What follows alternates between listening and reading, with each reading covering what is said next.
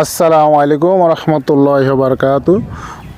তো অলরেডি আমরা তারানগর যে পদ্মা, সে পদ্মায় আমরা চলে এসেছি এবং সে পদ্মার দৃশ্য এবং সে পদ্মার অবস্থা ভয়াবহ, যে এমন অবস্থা হয়ে গেছে যে এই পদ্মা আর মনে হয় না যে এই তারানগরকে টিকি রাখবে। প্রচণ্ড ভাঙন আর প্রচণ্ড ক্ষতিক্ষয় হয়েছে, তা আমরা নিজের চোখে দেখতে পাচ্ছি। আপনারা দৃশ্য নিজ চোখে দেখতে পাচ্ছেন। এই তার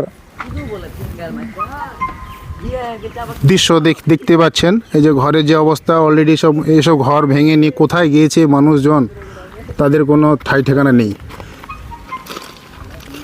তো অলরেডি দেখতেই পাওয়া যাচ্ছে মোটামুটি এখানে 100-150 ফ্যামিলি সব সামনে যে বিল্ডিং, যে পদ্মাটা দেখতে পাচ্ছেন, 100-200 ঘর ওখানে ছিল, সব পুরো ভেঙে সব এই পদ্মা চলে গেছে। সেই সব ফ্যামিলি ঘর এখন কোথায় আছে, কোনো ঠাই ঠিকানা নেই, পাত্তা নেই। তো কথা হচ্ছে যে এই যিনারা এই ফ্যামিলি নিয়ে থাকতেন, তিনারা কোথায় গেলেন? তাদের জন্য তো কিছু ব্যবস্থা করা উচিত।